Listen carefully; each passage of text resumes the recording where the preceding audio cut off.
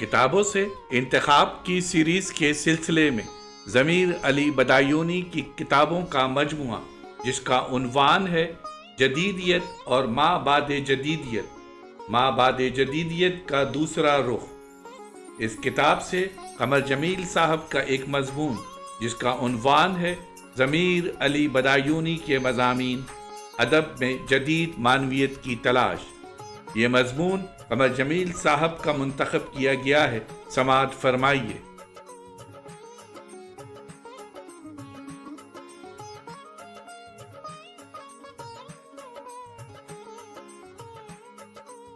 ज़मीर अली बदायूनी के सिलसिले में मुझे ये शर्फ हासिल है कि मैं एक तवील ज़माने से उनके साथ हूँ।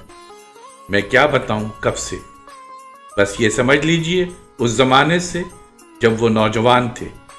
उस वक्त भी उनका ये हाल था कि उनके मज़ामीन फ्रांसीसी में तर्जुमा किए जाते थे और डॉक्टरेट करने वाले लोग अपने मकालों में उनका हवाला दिया करते थे। ख़ास तौर पर मीरा जी और इशारियत पर उनके मज़ामीन माह नौ में शाया होते थे और बड़ी इज्जत की निगाहों से देखे जाते थे। जो लोग उस ज़माने से उनकी इज्जत करते रहे हैं उनमें से एक मैं भी हूँ। उसकी वजह उनका इल्म और शराफत नफ्स थी।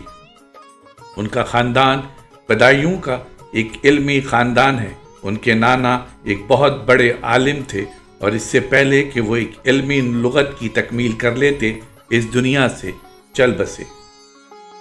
कम उम्री में वो बम्बई से कराची आ गए थे। यहीं कराची में मेरी मुलाकात उनसे हुई थी। उनका वो मजमून जो इशारियत के बारे में था माह नौ में शाया हो चुका था और मुझे मरऊब करने के लिए ये मजमून बहुत काफ़ी था, क्योंकि उस ज़माने में भी जदीद मौज़ूआत से बहुत मुतासिर होता था। फिर जब उनका मजमून इक़बाल वजूदियों के दरमियान शाया हुआ तो कौन था जो उनसे मुतासिर नहीं हुआ। उनके इस मजमून का चर्चा पाकिस्तान के हर इल्मी हलक़े में था और फिर इल्म की लगन और जहानत इस कदर मैंने कम लोगों में देखी जितनी ज़मीर अली बदायूनी में थी और है। जदीद और क्लासिकी अदब के अलावा फ़लसफ़े से ऐसा लगाव और फ़लसफ़े को समझने की ऐसी सलाहियत भी मैंने पाकिस्तान में कम लोगों में देखी।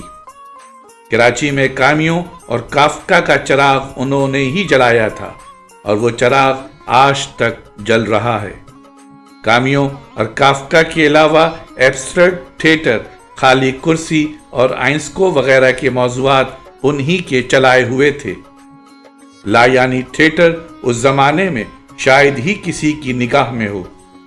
पाकिस्तान में उस वक्त भी अनारकली, ज़िया मोइनुद्दीन और ख्वाजा मोइनुद्दीन का नाम गूंज रहा था। ब्लैक कॉमेडी या लायानी थिएटर अभी पाकिस्तान से 40,000 मील दूर था। साख्तियात का क्या सवाल होता है।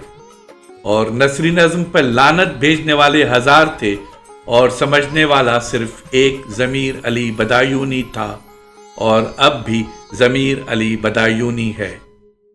नसरी नज़्म के सिलसिले में नौजवानों को ज़्यादातर मालूमात ज़मीर अली बदायूनी साहब ने फराहम की। खास तौर पर राबू की नसरी नज़्मों का तारुफ ज़मीर साहब ने करवाया, लेकिन राबू का ये तारुफ ज़मीर साहब ने उस वक्त करवाया जब हमारा सारा ग्रुप नसरी नज़्म लिख रहा था। सरवत हुसैन, शौकत आबिद और रईस फ़रोग़ ने नसरी नज़्म के बारे में बहुत सा इल्म ज़मीर साहब ही से हासिल किया। बहार मेरे लिए अहमक का कहकहा लाई, राबू के इस मिसरे का हवाला रईस फ़रोग़ ने अपने शेरी मजमूए में भी दिया है। यह हवाला भी फ़रोग़ साहब को ज़मीर साहब के ज़रिए से हासिल हुआ। इस ग्रुप में से बेशतर शायरों का मुबल्लिग़ इल्म ज़मीर साहब के लेक्चर्स तक महदूद था। हाँ, लोरका की शायरी के बारे में मेरे लेक्चर्स ने नौजवानों को मुतासिर किया था। फिर यह सारा ग्रुप वजूदी बना फिरता था। उसका सबब भी ज़मीर साहब की सोहबत थी।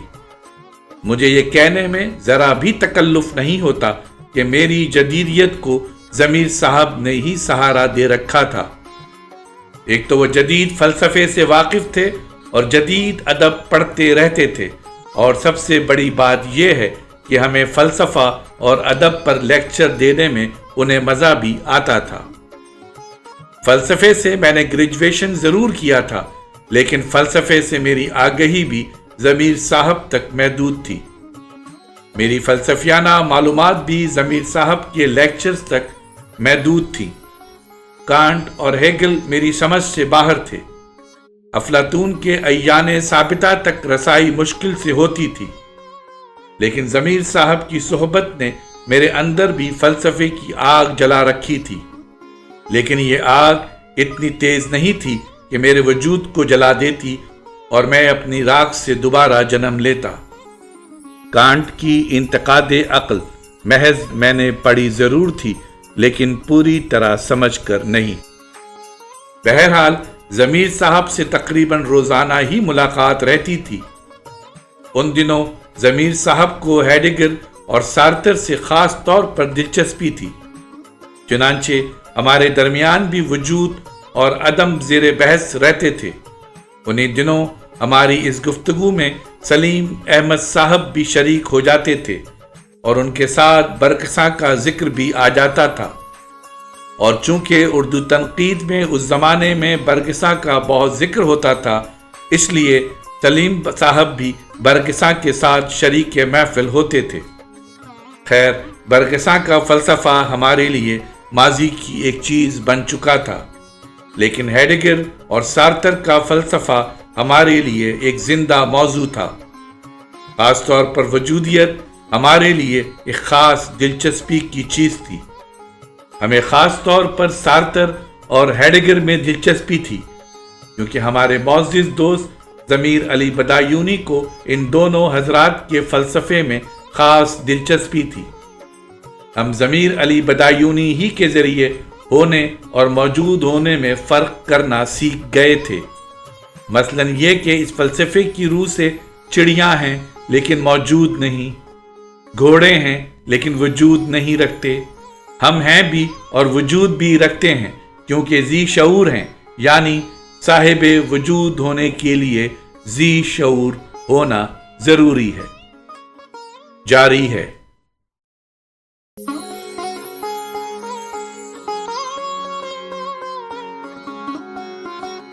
آواز و پیشکش ظفر جمیل۔